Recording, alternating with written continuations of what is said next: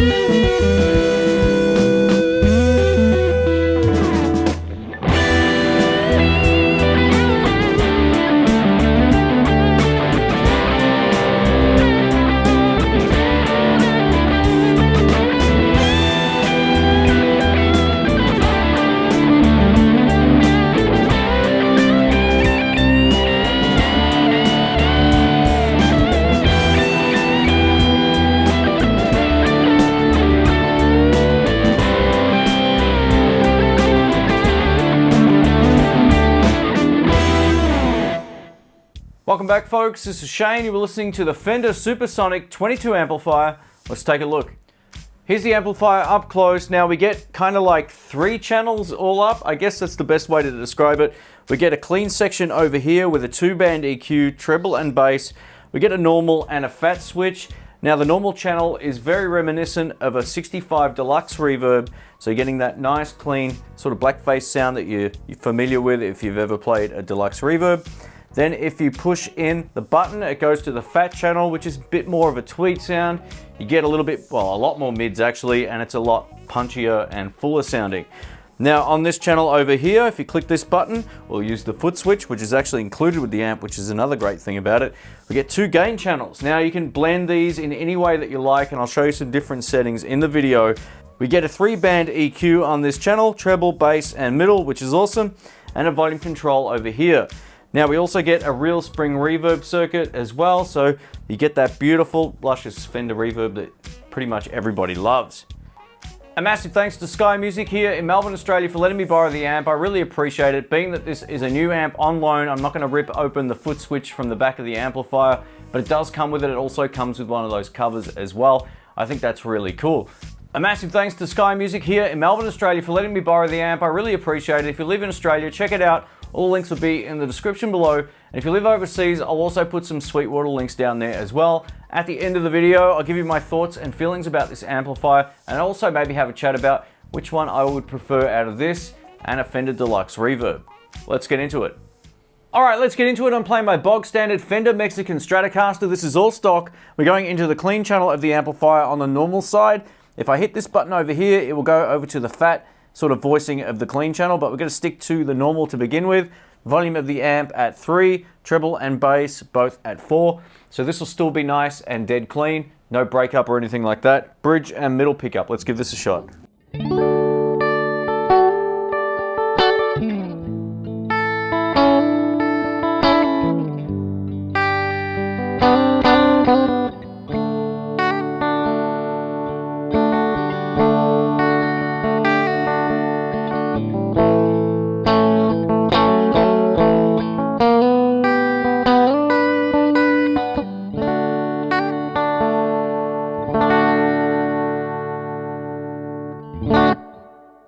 Alright, beautiful Fender tones, and that's kind of reminiscent of the Fender Deluxe-Reverb in terms of its voicing.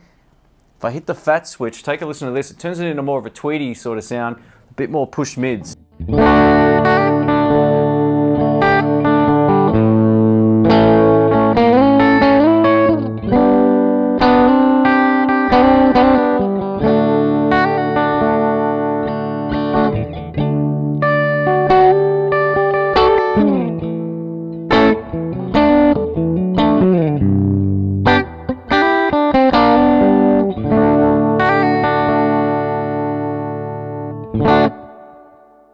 And just by pushing that button in, I can see even on my waveform, but I can definitely hear it in the room. That is so much louder than with the button switched out in the out position on the normal side. So there's quite a bit of difference. I would say it almost feels about 10 or 15% louder than what you just heard on the first pass.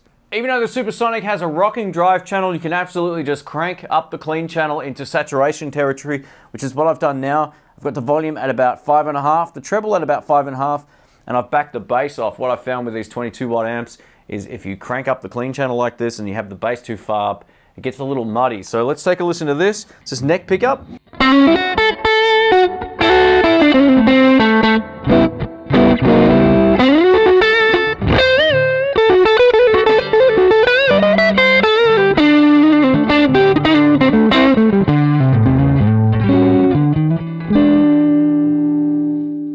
Volume down, it'll clean up nicely.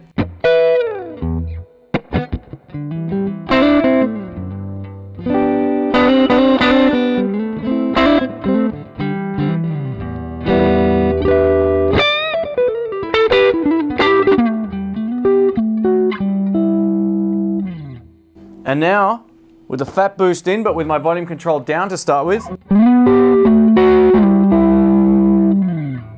all the way up.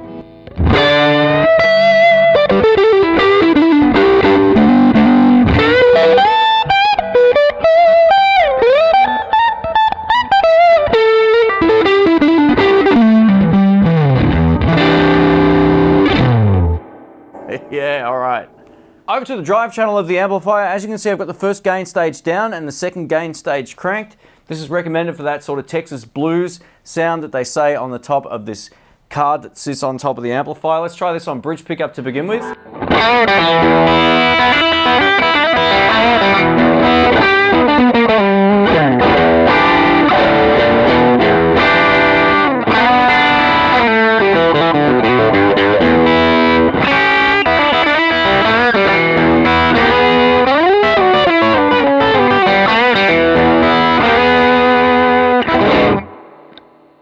I gotta tell you, that's really loud. I'm feeling it. Neck pickup.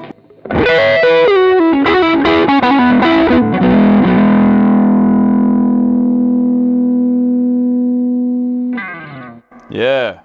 And now over to both gain stages at 12 o'clock. Let's give this a shot. This is middle pickup.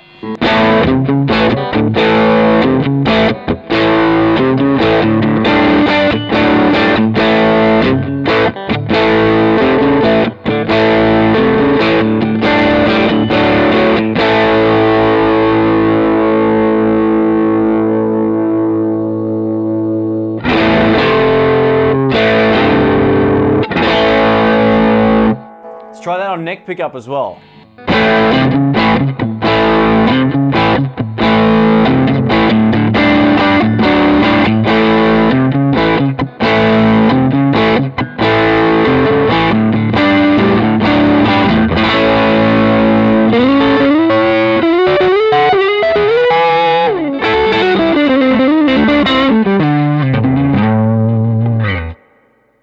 That's the sort of tone you don't need any pedals for. Just plug in and play. If this is the sort of amp you're looking for where you're not a pedal guy, it will definitely do the trick. So let's try it like this now. I've got gain 1 cranked and gain 2 down. I've also mixed up the EQ just a little bit as well. Let's take a listen. We'll go bridge and middle.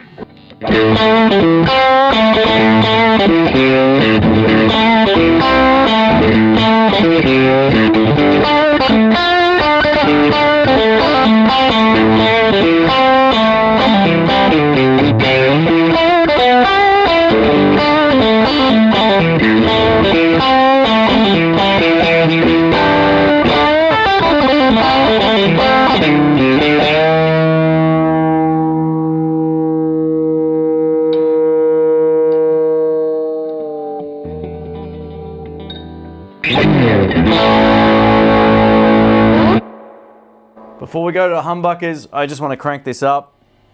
Both gains cranked. Here we go.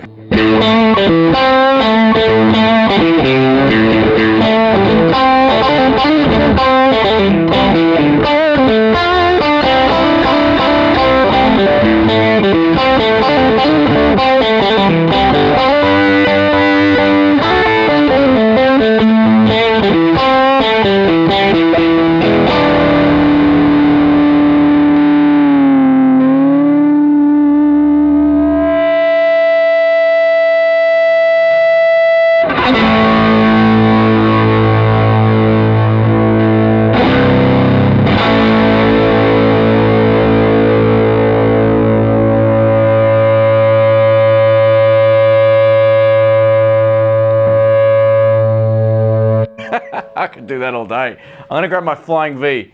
I reckon this will rock, absolutely rock. All right, over to my Gibson 2019 Flying V. Let's give this a shot. I got both the gains set up exactly the same as before. Here we go.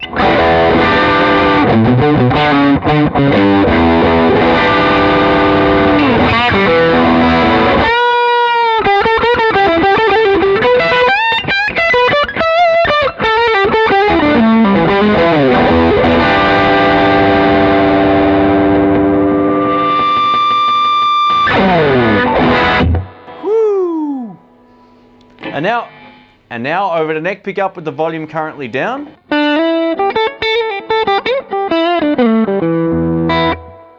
Cleans up nicely, a little bit more.